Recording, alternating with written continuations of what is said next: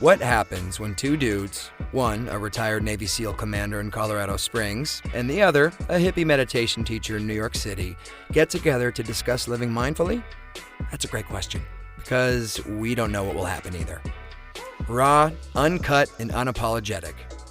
Welcome to Men Talking Mindfulness with co-hosts John McCaskill and Will Schneider. Each week, we take an authentic dive into how mindfulness continually impacts our lives, deepens our relationships, and allows us to be emotionally alive. We filter all of our conversations through the man box, where we unpack how as men we are expected to act in society, how fighting the authentic human experience is exhausting and damaging, and how mindfulness can help. If you would like to listen live, join Will and John every Friday at 12:30 Eastern Time on IG Live at handle @WillNotFear. We take each IG episode and upload them straight to this podcast. So happy you're tuning in to Men Talking Mindfulness. Now, on to the show.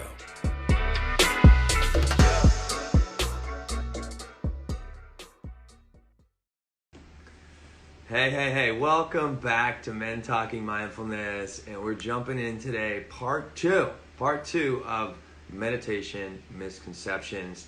Mr. John is going to be on in one moment. Mr. John McCaskill. I've just painted his new house, which I think is really kind of exciting for a homeowner. So thank you for joining us today. Thank you for being part of this discussion. Thank you. I actually put some information out there on Instagram asking for some of these misconceptions, and some people responded. So we're going to bring those into the conversation today. And this platform and our podcast is about you. We, John and I, are trying to do the best we can on many different aspects of mindfulness and meditation, all things that come along with meditation and mindfulness, and try to debunk, to try to help out. Realize how mindfulness can make a big difference in your life. So if you want to be a part of the conversation, you want to jump in, ask a question today, or ask us down the road, there he is. Please let us know. Hey, I don't want any dead air, John. That's what I'm saying. Good man. As you see, I'm coming to you from one of my regular offices, my car. This time I'm in a rental car back in Virginia Beach, funny enough. Oh, yeah. Hey, welcome to the East Coast. Yeah, thanks, man. It's good. It's good to be visiting, but I'm ready to go back to Colorado already. Well, hey, you got your new house, which I'm so excited about. Like that looks amazing, and I like the color. That blue is really nice. Thanks, man. Yeah, super excited about it. Love the place. Love the location of the house. I couldn't be happier. So, yeah, man. God, and only you just retired in August, and here we are coming into November, and look at how much your life has changed. Like, dude, so, congratulations. Yeah. Thanks, man. Yeah, and some more changes coming along the way that I'll talk to you in the next few weeks. But yeah, definitely, transition continues. And, we talked about military transition. I think that was actually our first episode that we turned into a podcast, and that we were actually able to save here on Instagram TV. But, you're always in transition. You're transitioning from, being asleep to being awake. You're transitioning from, work to home. You're transitioning from home to work. I saw a good friend, Teresa Larson. She's a physical therapist on the West Coast. She posted something to that effect yesterday, and it was really profound to me. But the reason I kind of lay that all out there is, we're in constant transition, and I think that has a lot to do with our discussions that we have with mindfulness and being able to be aware of that transition, and then being intentional about taking pauses in between those transitions to respect the space that you're in and the space that you're moving toward. So not has nothing to do with our topic today of misconception, but it just felt like something I needed to share in regards to life in general. So well, I mean, I think it's like, and what we're going to talk about, these misconceptions, and meditation helps us to kind of deal with these transitions. And like transitions could be thought of as like the first universal principle that they talk about in so many different philosophies, spiritual philosophies. or is that idea of impermanence. Everything is changing all the time, Right. and that's that same thing. Like you're transitioning from one place to another. Things are always shifting and changing, and our ability. And I was meditating with my niece and my nephew again last night, and talking to them about the ability to deal with that impermanence and the emotions that come up when things change or transition, and then how Yeah. we are showing up in those moments. And that, that's why I think we bonded over this, over mindfulness, over all these concepts, because of the effect that it's had in our lives. Yeah. Yeah, for sure. Which is huge. And now, like, we're so excited about it. We made a goddamn podcast. I'm not a great podcast, and here we are just to send more of this information, invite more people in, especially men, everybody. But like, it's just, I feel there's a big lacking of men in this space. And, if the two of us can stand up and be like, hey, like, this stuff works, Yeah, then I'm always very happy to do this every week. So thank you so much for again yes, joining me and continuing absolutely, on man. this adventure. And And go for it. Yeah, before we jump into our opening please. grounding, I just wanted to let you know I just had breakfast and lunch with Jackie Chirac out here in Oh, Virginia. yeah, You yeah. know, she's works with Veterans Path, good friend of mine, and she was a guest on the show on one of my weeks that I was not able to come, but Yeah. she wanted me to pass on the fact that she loves what it is we're doing, and she definitely feels the same in that more men need to be comfortable in these practices, and that they're not feminine practices, they're not soft practices, they're not practices for the weak. Mm. All misconceptions about mindfulness and meditation by those who haven't done any homework or who haven't experienced them for themselves. So again, she wanted to pass on to you her best and Thanks. to keep doing what we're doing. So Yeah, good. Well, that always, yeah, it's nice to hear from Jackie, and and just encouragement is always nice, and it feels really yeah, good. And excellent, John. Let's. All right, should we ground? Do you want to take us yeah, in? man. Let's drop in.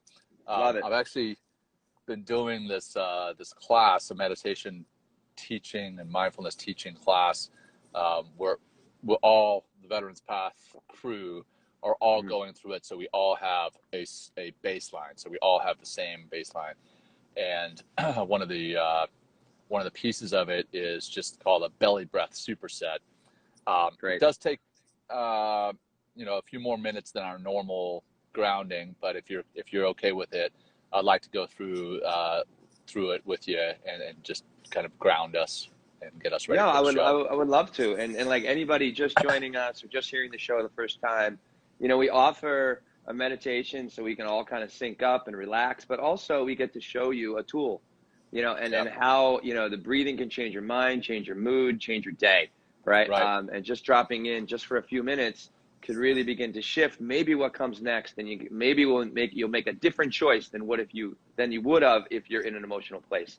So Right. thank you, John. Take Right. us away, my Absolutely. brother. Yeah. Yeah. And this one, it easily relates to a lot of men, or rather, a lot of men will hopefully easily relate to it, in that it's called the belly breath superset. Much like you go into the gym and you do a superset, you start with a certain weight on that one exercise, and you move down in weight or you move up in weight. Well, that's what we're going to do. So we're going to do 5 series of 3 breaths. I'll explain it first, and then we'll run through it. Great. First one is just going to be simple breathing, 3 simple breaths, and then regular breathing. Second set will be 3 breaths, and as you breathe from the belly into the chest, you're going to tighten your hands. And you're going to really bring your shoulders up to your ears. Tighten your hands and your shoulders. So clench. Second, Yeah, clenching. yep. Yeah. So clench. Yep. Tighten, clenching. Mm-hmm. The third set is again 3 breaths, and as you breathe from the belly and into the chest, you're going to tighten your face and your jaw. So kind of frow your brow, or tighten your forehead and tighten your jaw. And that's just on the in breath. The fourth set, again, 3 more breaths. And then you're going to tighten your hands, bring your shoulders to your ears, and tighten your face. So all 4 tightens for 3 breaths. And then the last set is a relaxing set. So it's 5 sets of 3 breaths. Should take about 5 minutes or so. So Yeah, let's do it.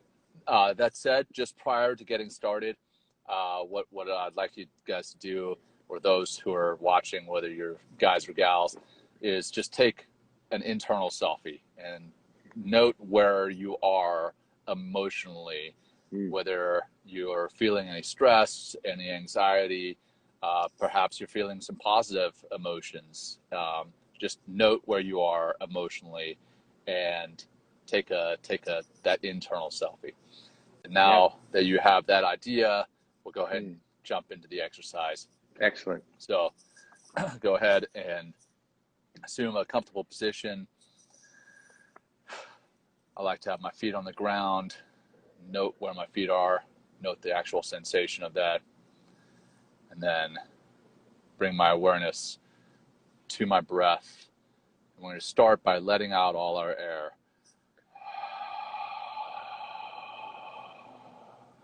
And then breathe into the belly, into the chest, hold it, and relax.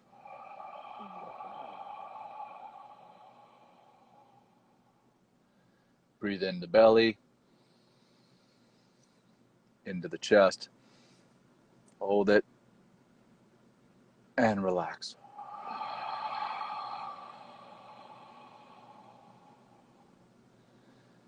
Breathe in belly,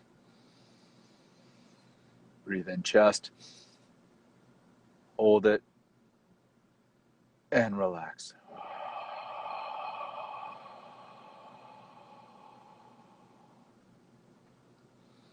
Breathe naturally.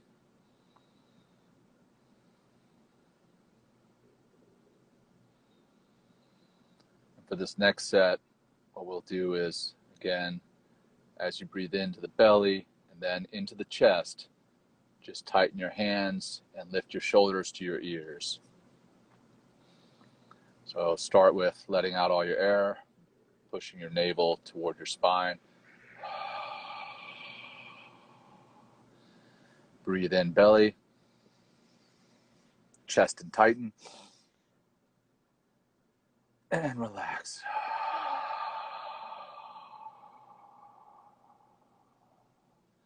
Breathe in belly, breathe in chest and tighten, and relax.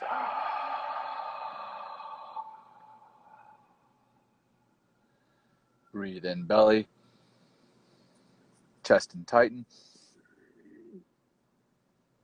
and relax.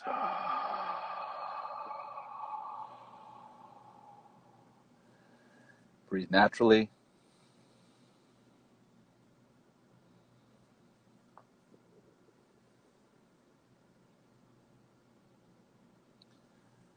For this next set, as you breathe into the chest, tighten your jaw, tighten your forehead. So begin by breathing out all your air, pulling your navel to your spine.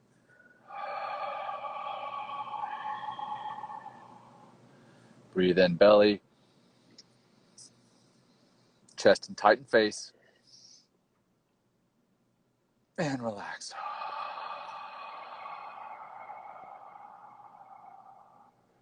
Breathe in belly,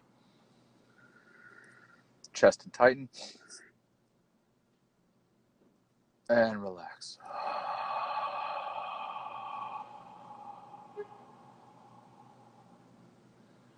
Breathe in belly, chest and tighten, and relax.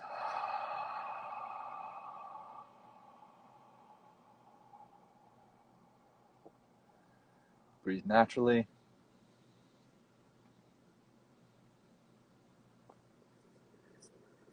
For the next superset, we'll do all 4 tightenings. So clenching of the fists, shoulders to your ears, clenching of the jaw, and tightening of the forehead on that chest inhale. Begin by breathing out all your air.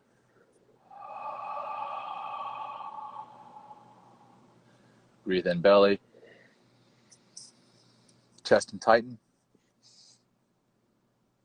And relax.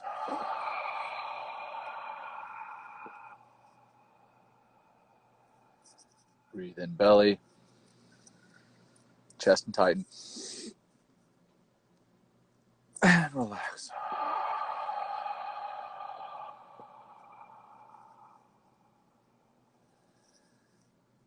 Breathe in belly,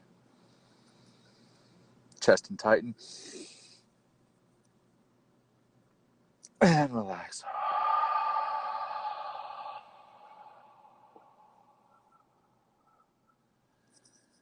Breathe naturally.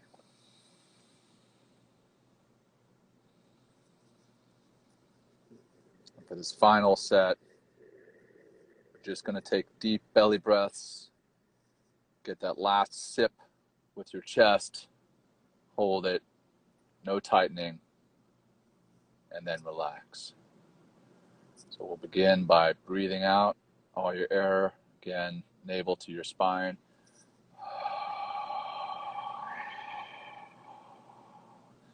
Breathe in belly, chest, and let it go.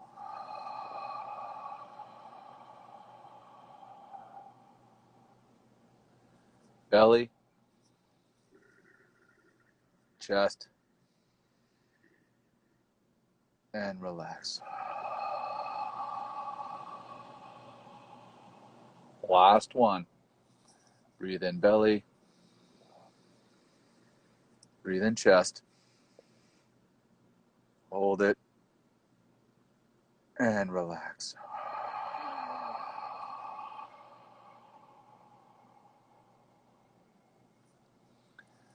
Breathe naturally. Now take that second internal selfie. Compare it to how you started. How does your body feel? Is there less physical tension than there was before? Less pain? Perhaps more pain? Are you more acutely aware of how your body physically feels? How about your nervous system? Are you more amped up or are you calmed down? Finally, how's your mind?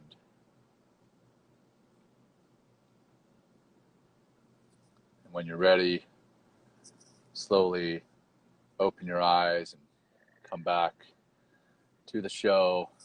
Maybe invite some movement into your body, loosen up your neck. And that's that. The belly breath Sean, thank you. Yeah. I love that. That was, I mean, I feel on my experience, my internal selfie right now. Yeah. I feel more relaxed. I feel more enthusiastic. You know, I'm always a little nervous for the show. Like, I feel like I'm feeling I'm gonna kill the show today. Yeah. With that. Right on. Yeah. And also what I'll offer is, you know, we're talking about meditation, and meditation is obviously a big part of mindfulness and one's mindfulness journey. And I always start my meditation with some breathing, you know, so it could be the superset that we just, something like that. So if you guys want to go back and listen to it again and then drop into a meditation, that's great. And breathing is just, you know, it has a massive effect on our nervous system. Meditation has a massive effect on our nervous system, and to combine the two, even if it's just a breath meditation, which is a type of meditation, like, wow, like really want to take that beautiful gleaming internal selfie, you know, that it's just like, I just feel more relaxed and more in this moment and more connected to you and the work and everything that I'm excited to talk about today. Yeah, definitely. And I mean, the breath is something that you're always going to have. You know, if you don't have your breath, then you're not here with us. Exactly. So it's an easy thing. It's an easy anchor to tap into, and it's just it's a healthy thing to do, is to practice focusing and controlling your breath.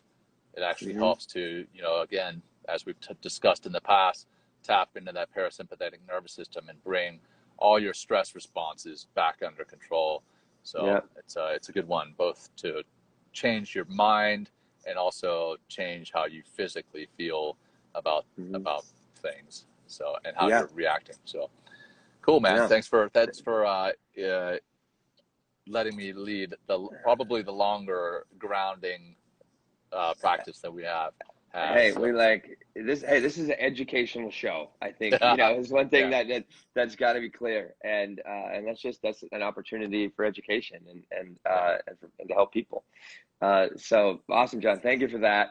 Yeah, Just to man. recap, last week, our first meditation misconception episode, we talked really only about about two common misconceptions. I think because they're two of the biggest ones. Is the first one I'll say is meditation is to stop thinking. So go back to the last episode and listen to all that conversation because it's not about that.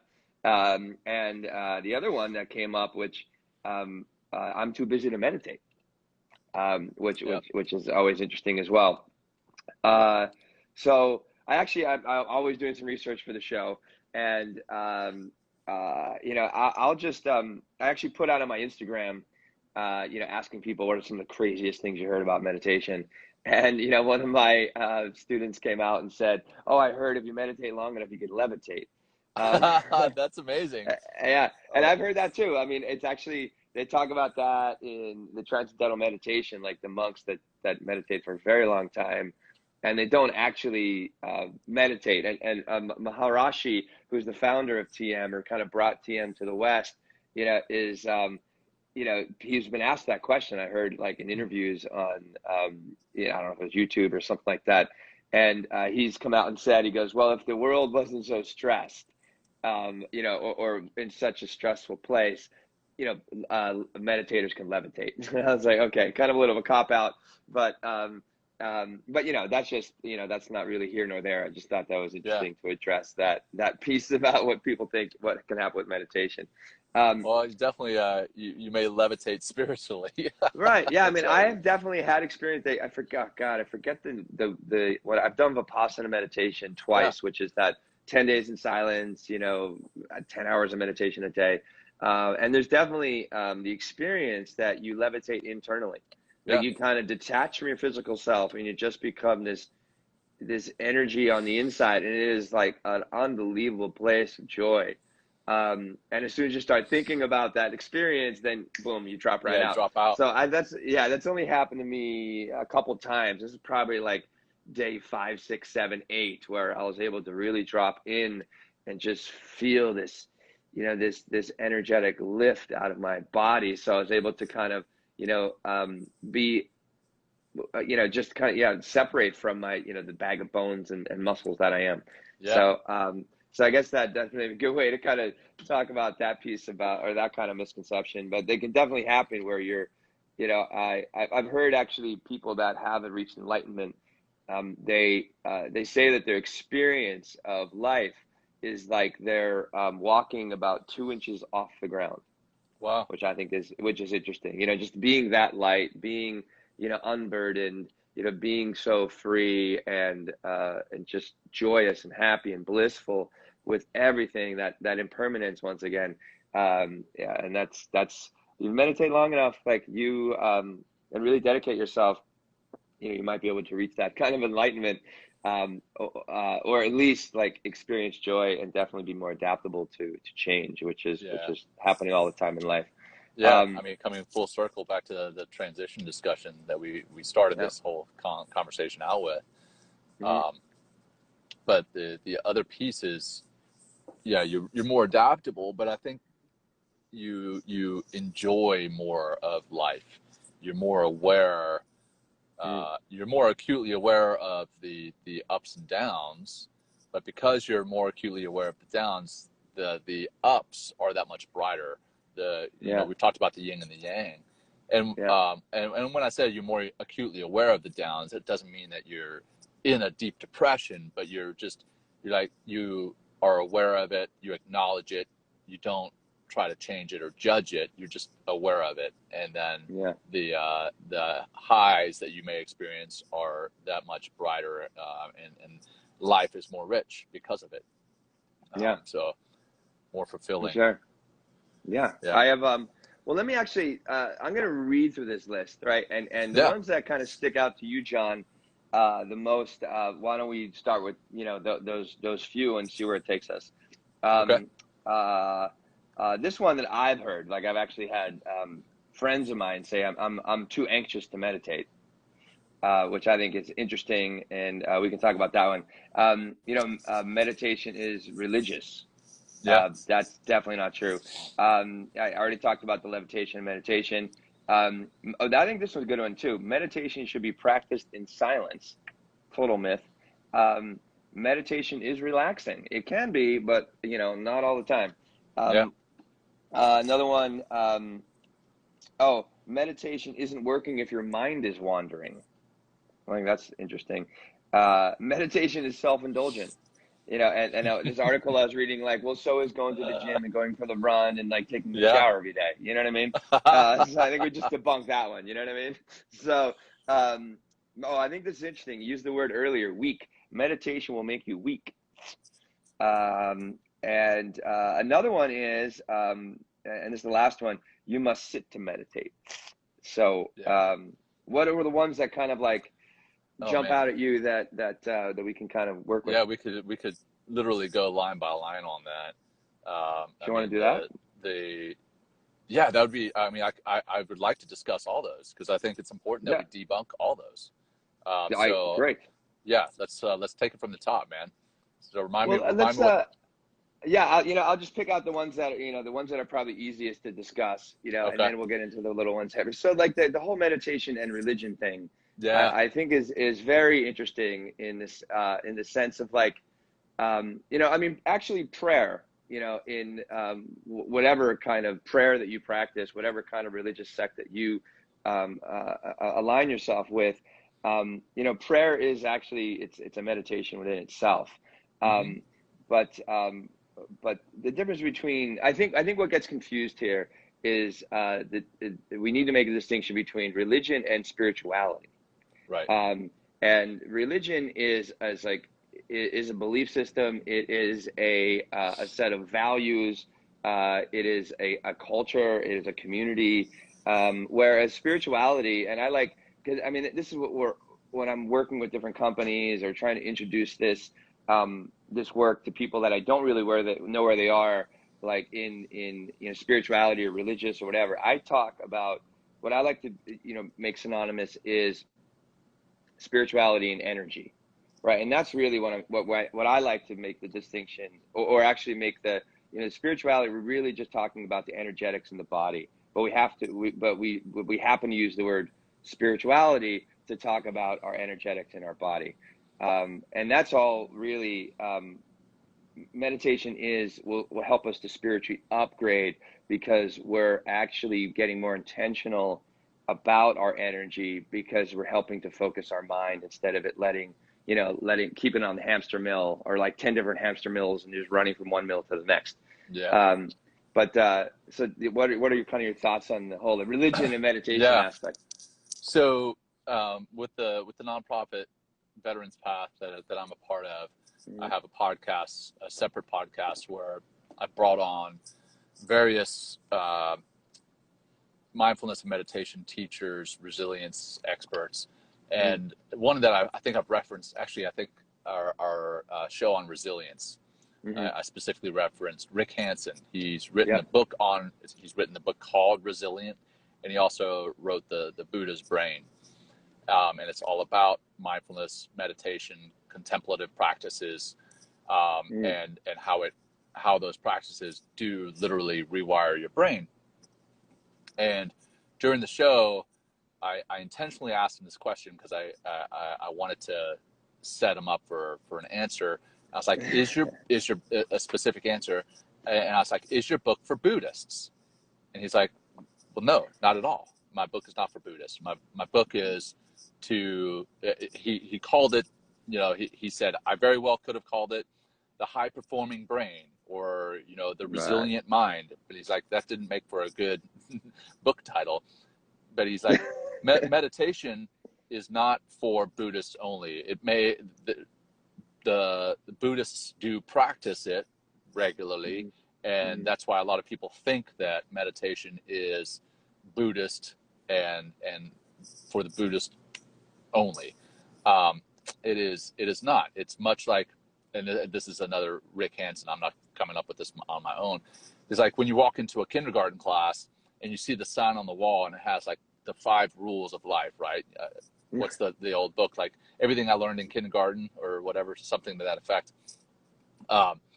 Well, you have these 5 rules and it's like, be kind, keep your hands to yourself, whatever these simple rules are. And that's like saying that those rules only apply to Americans because it's written in English or something. Yeah, and it's right? on American land or something. But those rules don't only apply to Americans. They don't only apply to those who read and speak in English. They are rules that are universal. So saying that meditation is religious or belongs to a specific religion, it's as though saying that being kind belongs only to being Jewish, or being having some morals belongs only to being Christian, or praying regularly belongs only to being Muslim. It doesn't. And that's not at all. Like you mentioned, I think prayer is in and of itself a form of meditation.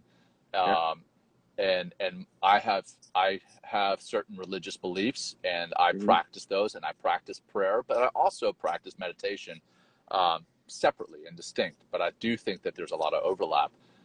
But it is not, prayer is not religious. I'm sorry. Prayer is religious. Meditation is not religious, but prayer can be, and should be. So I think we just need to make sure we draw the lines there, in that meditation is not religious, but prayer can be a form of meditation. I'm with you. And it's again, it's that crossover. Like, I like that distinction of spirituality versus, like, it's energy, really, is what spirituality is. And what's really what's interesting is in Hebrew, there is no distinction between the word breath and spirit. They're the same word. Nice. Wow. So if you go back, think about writing, going back and reading the Old Testament, and every time it says spirit, you put the word breath in. Wow. I know, right? Think about that. Yeah. I mean, I didn't make that up. I didn't. That's not my epiphany. But that's like, I've read that. I was like, fuck. Like, I mean, imagine our whole, the humanity going back and just like literally simply putting, when it says spirit, put in breath. In breath we trust, in God we trust, right? In spirit we trust. So anyway, that's perfect. And I think it's any religion. And I've done some homework. I did a blog post on this a few years ago. I broke every single religion puts in it the golden rule. I mean, it's the golden rule, isn't it? Do unto others as you'd have others do unto you. And and in the Torah it says, follow the golden rule, and everything else is just commentary.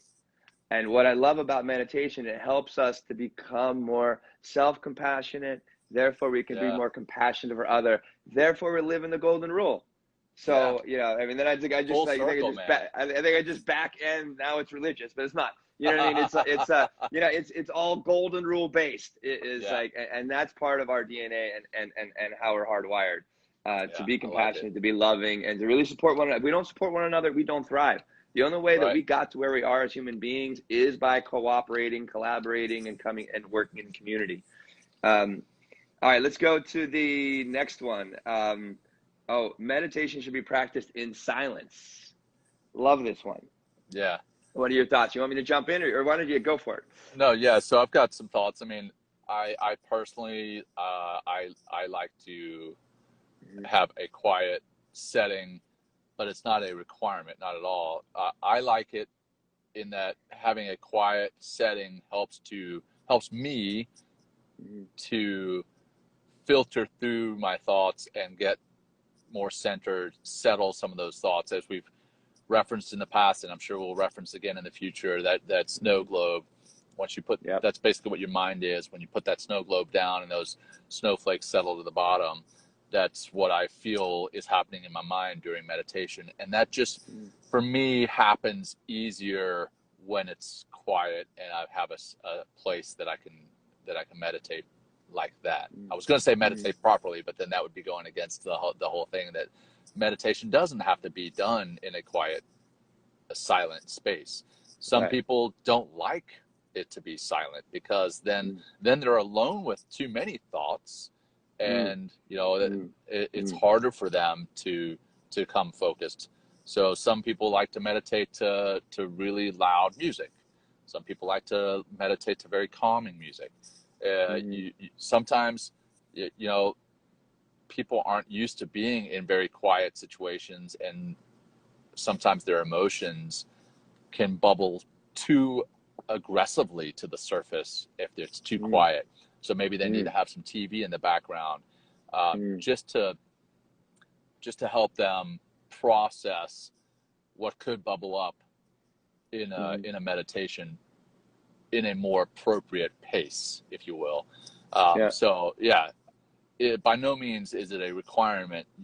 You can meditate with sound around you. I personally like to have it silent, but that's my personal preference.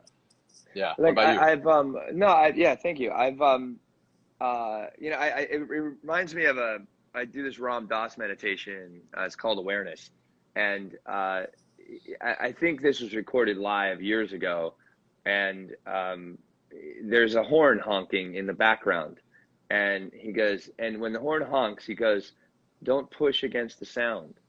Don't, you know, like don't try to change anything. And when I teach meditation, or when I'm teaching, you know, a yoga class that I include meditation and breathing in it, it's like I really like to make the distinction for people that any kind of sound or anything that comes up in your meditation is not a distraction. That to me is a judgment on the situation. Because again, coming back to what we said earlier, it's like everything is changing all the time, and the more we can adapt to that change, right, and filter change into this is just life, the better, more successful, and the better choice we're going to make going forward. So I personally, I mean, I live alone, so you know, I have all like the quiet time quiet time, right? So I have freaking my neighbors love like their music. Their music shakes my floor.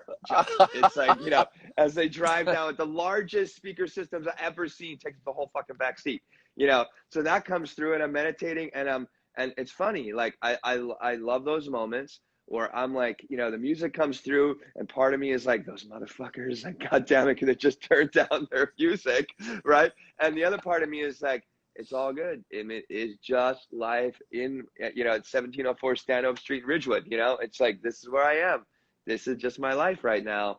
And I just let it roll through. And so, you know, so anybody out there listening, it's like, I think it might be better when you're starting a meditation practice to try to create a quiet place. And especially if you're working in a noisy environment, whatever that might be, whether an office or, you know, whatever you're doing out there, to actually understand quietness. And that's going to help you see more of your mind, see more of your emotions, and understand stillness and peace when it's quiet, or when you're actually deliberately, you know, I think it's beautiful to meditate in nature, meditate on the beach or under a tree or some sort of serene environment, you know, which isn't, it's still dynamic, you know, birds chirping or like waves if you're out the ocean or something like that. So it's not required. I think it's a good place to start.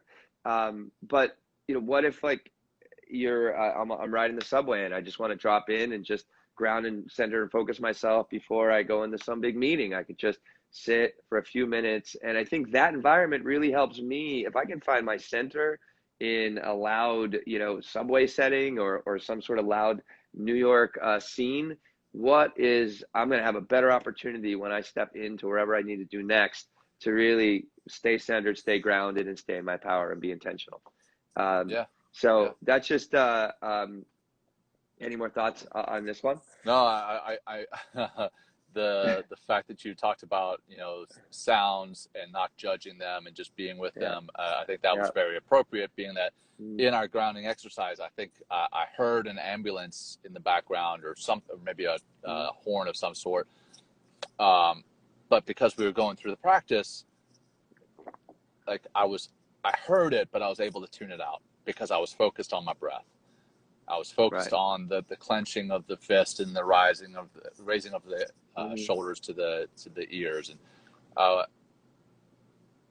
I was able to do that because of the focus. And quite honestly, at times I think it may even make you more focused in that you're having to Exactly. not push back on it, but you're having to Right. be more focused on something so that Right. you're not distracted.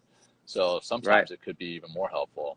I think it's a stronger exercise for the mind. Yeah. Because Yeah. then it just then you're really like, I mean, because it's an intentional practice. Like, Yeah. you know, when you go out and run for 5 miles, you know, you're going out to run, right? And it's not like, you know, it's like if somebody honks a horn and you're like, oh, you know, you don't get like flustered or Yeah. you don't stop running, you just keep running, you know. Yeah. So you know, Yep. so you hear sound, you just keep meditating, you know. Notice like, and what I like about sound, or some sort of potential, if you want to go to that place of being distracted or just noticing its sound instead of it being a distraction, it just strengthens your practice, I feel, in a lot of ways, like very much so. All right, let's go to the next one. Meditation is relaxing. I think this is actually I think a really good one. Meditation can be relaxing, but it is an active practice. So so I think it's like, I think where that myth comes in, or that misconception, is if I'm not relaxed, I can't meditate. So that's maybe one.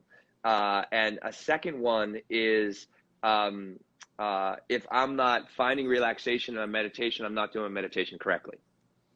Yeah. So so those are just some of the thoughts that I had about it. But it's work. I mean, it is like, you know, you don't develop stronger muscles or become a better artist in some ways without showing up and putting in the effort. Right. You know. So what are your feelings about that whole relaxation thing? Yeah, I mean, I think you made great points there, in that it is an active practice. You have to actively bring your mind back to your anchor, whether that's a mantra or whether it's your breath or another physical sensation. You have to be actively aware of when your mind does wander off. You know, laying down and trying to fall asleep, that is relaxing, because if your mind races off, you don't have to bring it back. You don't have to even be aware of it. And then, you know, eventually you're going to go into dreamland and fall asleep. That's relaxing. And it's not active, you know, it's very passive, and that does help to relax. But meditation can be relaxing, for sure, in that you're tapping into the parasympathetic nervous system, bringing your respiratory rate down, bringing your blood pressure down, bringing all these stress responses down. But at the same time, when you do that, your mind does quieten down, and some of those things that you may not have been able to hear, quote unquote, hear. Now we have to say quote unquote, because people aren't just watching our show. They may be listening to our show too, Will. So we have to say that. Yeah. So anyway, you know, thank you, John. Our mind might quieten down, but in doing so, some of these things that were lost in all the noise now bubble to the surface, and that could even make us more stressed out. Now, I say that with the caveat that you're able to better handle stress when you regularly practice meditation. It doesn't turn your stress off. It just makes you better able to process it and better able to handle it. And so you may have something that you need to process. I mean, for example, right now, you know, I again work for Veterans Path, where we teach mindfulness and meditation to service members and to veterans, to help them deal with trauma, post-traumatic stress, military sexual trauma, whatever the case may be. And some of those individuals aren't even aware of some of the trauma that they have been exposed to. Like, they've literally blocked it out. Not put it away and, hey, we're going to come back and process that later. They've completely blocked it out. It's not even there. And when they meditate, uncovered, and it bubbles to the surface, and sometimes they have fairly, I won't say violent, but dramatic responses. And in that regards, meditating is not relaxing at all, but it does enable you to process some of these emotions, some of these events, some of these life experiences that need to be processed. I would not say meditation is always relaxing. It can be. I do get relaxation out of meditating fairly regularly, but I do also, like I said, sometimes things that I didn't even know were out there in the noise, and now they bubble to the surface. Now I'm like, oh, now I've got to process that. Yeah. So, Well, it kind of comes. I'm sorry. I don't mean. No, you're good. Yeah. Go for it. A practice of meditation, depending on the practice, depending on how long you sit, depending how often you sit, it really it could tap into our subconscious, and stuff that like trauma is like, is very much in the background very often, and or whatever kind of like life circumstances that you've kind of packed away. They're going to come up during meditation, because we are not rational beings, we're emotional beings, and if we haven't processed that emotion, and meditation helps us to sit with ourselves, all of ourselves, not just our mind, right?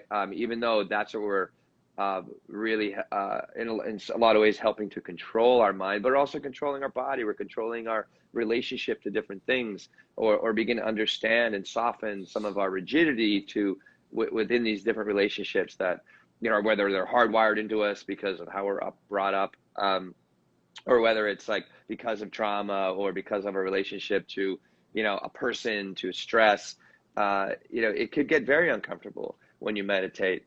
But I feel anytime that those instances come up in my meditation, it's like, okay, it could be very unsettling. It could be very uncomfortable, but it's like, that's where I need to start looking in that direction. Yeah. I need to start going there, because there is something that needs to be realized, something that needs to be healed, and something that needs to be worked through or overcome. Because, meditation and mindfulness is trying to upgrade and optimize who we are, and how, and our potential as human beings.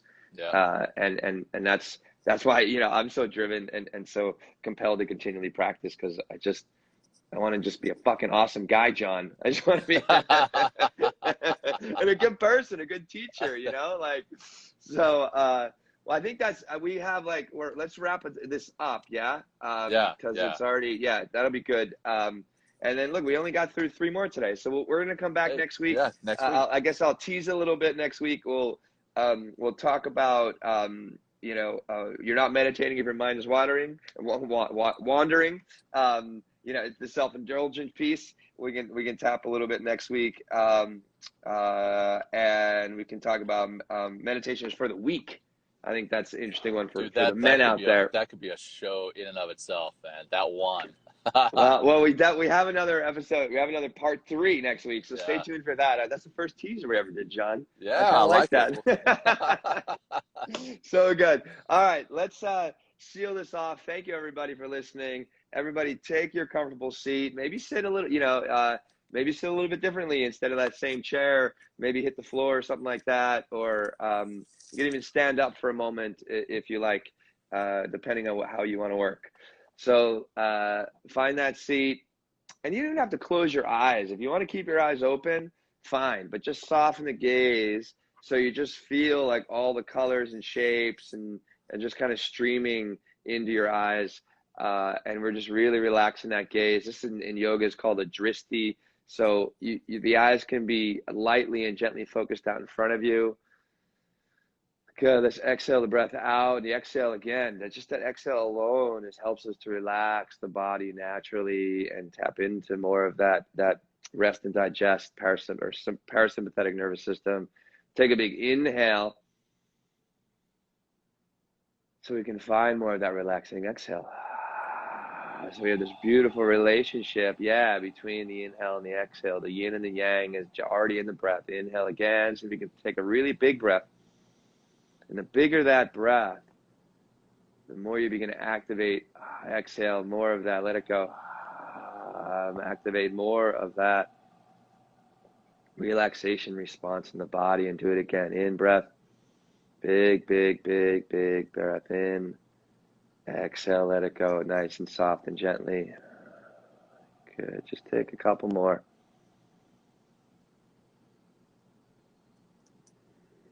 And let's just sit with one thing that you learned from anything that John and I talked about over this last 40-some minutes.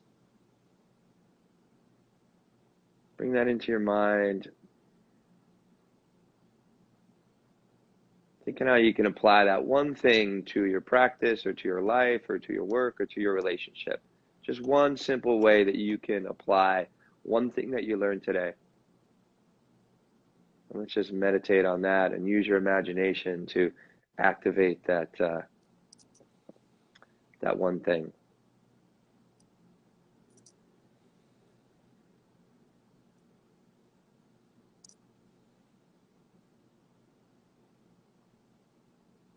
Good. Let's just close with 3 breaths. So breathe into that intention.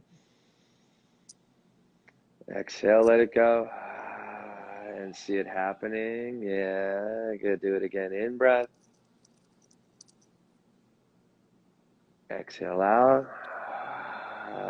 Yeah. And a bigger breath if you can. Yeah, let it go, let it go, let it go. So nice. Open those eyes when you're ready. I thank you, John. I thank everyone out there that's listening now, that's listening later. Again, please send us your questions, through my DM on Instagram, through John's DM on Instagram. Our website is on its way, so that's another way that you can communicate and check out what we're doing and what's coming up in the future. My brother John, my mindfulness bro, and I like the word compadre. Compadre, yeah, I saw that. Like Text yesterday. I like that. Me too. Like Me too. My mindfulness compadre. Thank you, brother. Thank you, everybody else again. Thank you. And we're gonna be back regular time next Friday, 12:30. So stay tuned, and thanks again. All right, brother. Have a great weekend. All right, brother. Take care. You too. Thank you so much. All right, bye. Thanks for joining Will and John on Men Talking Mindfulness. If you enjoyed the show, please like and share it with your friends and family, and please, we would appreciate a review too. Until next time, this has been Men Talking Mindfulness. Thanks for showing up.